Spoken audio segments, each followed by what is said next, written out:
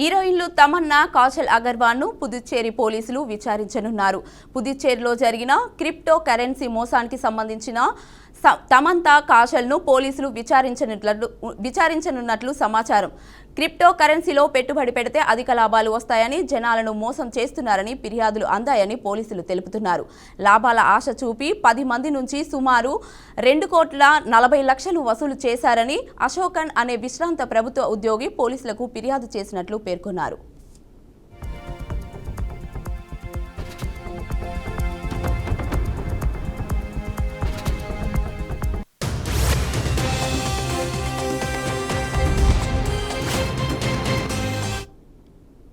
Crypto currency company 2022లో Coimbatore main branch ప్రారంభమైంది. ప్రారంభోత్సవ కార్యక్రమంలో స్టార్ హీరోయిన్ తమన్నా పాల్గొన్నారు. అలాగే మహాబలిపురంలోని ఓ స్టార్ హోటల్లో జరిగిన క్రిప్టో కరెన్సీ కంపెనీ కార్యక్రమానికి మరో స్టార్ హీరోయిన్ కాజల్ అగర్వాల్ హాజరయ్యారు. ఆ తర్వాత ముంబైలో భారీ పార్టీ నిర్వహించి వేలాది మంది నుంచి డబ్బు సేకరించారు.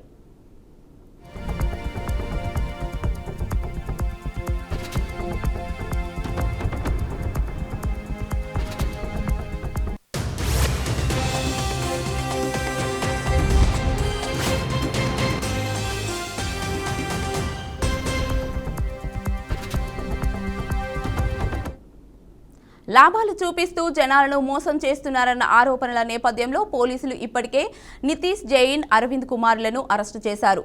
ఇప్పుడు కేసు దర్యాప్తుతో భాగంగా తమన్నా, కాజల్ అగర్వాల్ ను విచారించాలని పుదుచ్చేరి పోలీసులు నిర్ణయించారు.